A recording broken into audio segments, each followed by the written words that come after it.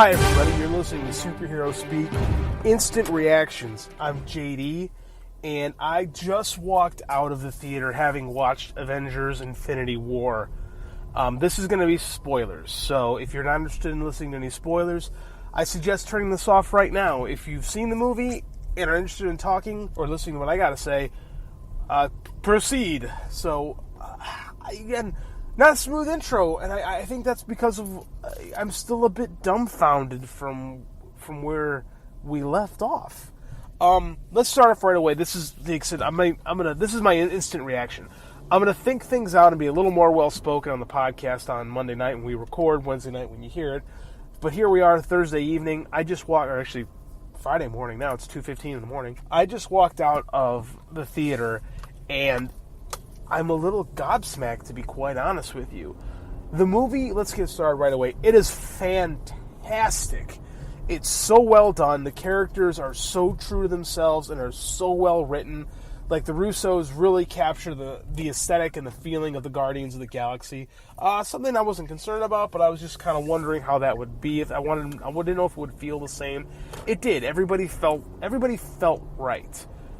The most surprising part of this movie is Josh Brolin as Thanos. Thanos is a villain that I don't know. I'd never really clicked with reading his stuff. He always just seemed kind of the whole death obsession, and it just felt like big bad guy to me. Like, I didn't feel a connection to him. I didn't feel much pathos from him.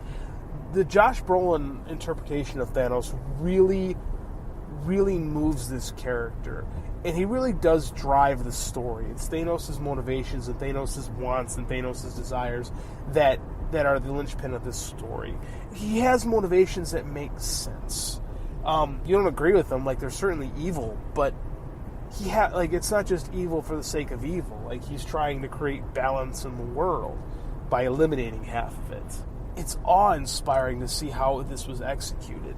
And Thanos is such a good villain. Like, one of the problems I think some of the Marvel movies, actually I'll say almost all of the Marvel movies have had, is that the villains really aren't that compelling, and a lot of times they wind up being kind of cardboard or kind of dark reflections on the heroes. Like, the Obadiah Stane Ironmonger character kind of set the precedent for what a Marvel villain is. Thanos is completely different than that. This movie is so big and so vast that I thought a lot of the characters would kind of get swallowed up and it would just be kind of window dressing. That's not what happens. There's a lot of story going on, and every character really has their moment. The one that I kind of latched onto the most was the Vision Scarlet Witch storyline, which I just was a big fan of the Vision Scarlet Witch ups and downs and their romance story, and they do their own version of it here, and I think it's good. Like, the Vision is always a character that's kind of in peril, being the android, and they play up with that here. So that's a lot of fun. You can't talk about this one without getting to this ending. Let me put it this way. The question going in was, which Avenger is going to die? And there was a lot of speculation on who it was going to be. The question we should have been asking was, who was going to live?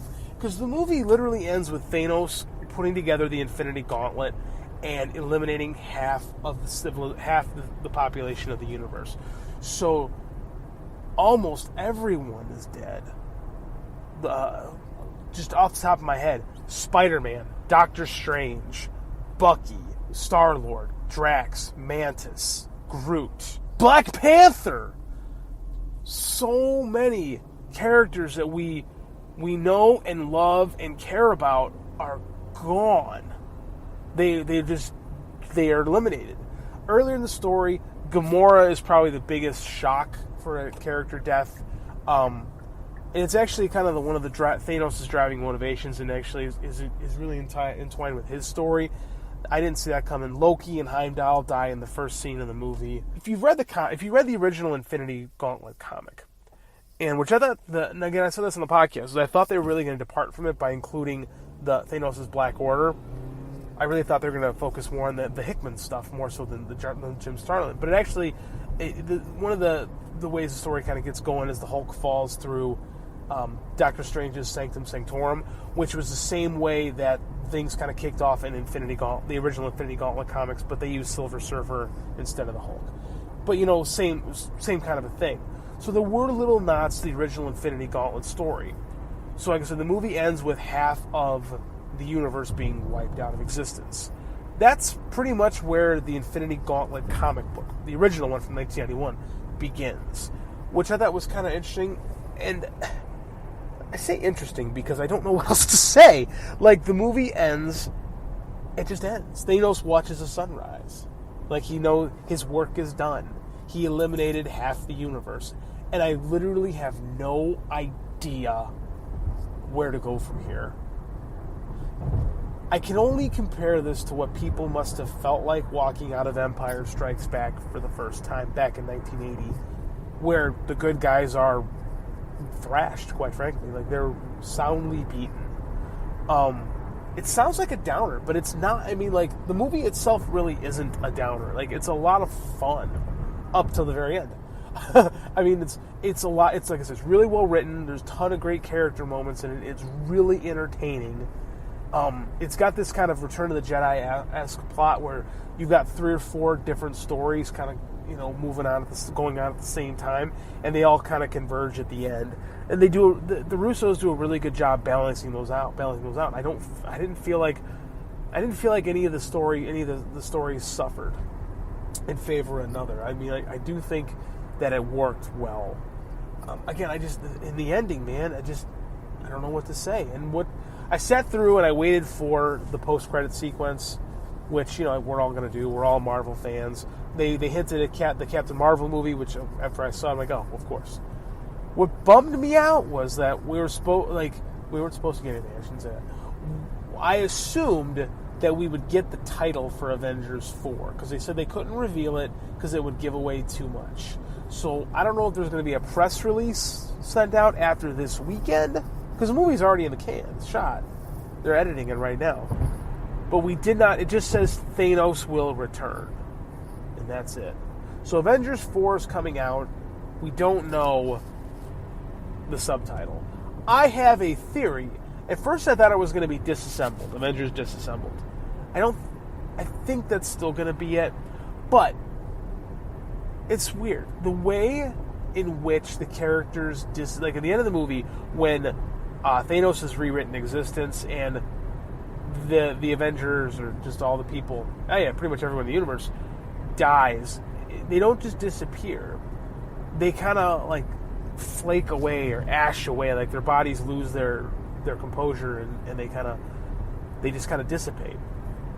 It looks a lot like the famous cover of House of M, where the Scarlet Witch is.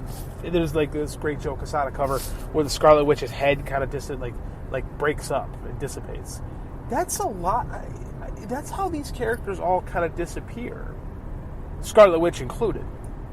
So I don't know if that's just inspiration, like artistic inspiration, or if that might be a direction we're headed in. Where theory time. I wonder if someone can get the gauntlet off Thanos and in an effort to kind of fix things, winds up rewriting reality. Again, I'm just literally throwing stuff at the board right now. No idea what's going to happen. But what I am going to say is you need to see this movie. Like, this is everything. I said to my buddy, I went to see this one. This movie had everything that I wanted as a 12-year-old. And it's here. It's got the feel of a big event comic, but none of like it's not the oversaturatedness that we feel from reading these events. Marvel and DC have pretty much been event to event, 2 to 3 a year for the past decade plus now. So the feel of the big event comic is kind of lost on us. This, on the other hand, is different. This feels like when I read Infinity Gauntlet for the first time in 1991. And I remember grabbing that book on the shelf at Cub Foods grocery store, bringing it home and being like, oh my gosh, everything is coming together. And this really has the same feeling. Like this movie really does get you. If you read comics and you grew up reading comics, this movie will appeal to that little kid in you. And it also has that great cliffhanger that none of these Marvel movies really have. Like, they always have those little stinger teasers that feel like cliffhangers, but they aren't really. This one has a legitimate to be continued at the end of it, where I don't know what's gonna happen next, but I really want to find out. So that's my instant reaction. I'm going to take the weekend to think about it. I'm probably going to see it again over the weekend with my wife, so I'll have at least 2 screenings under my belt by the time I talk about it Monday night. I'm super psyched to talk to John and Dave about it, to get what they thought.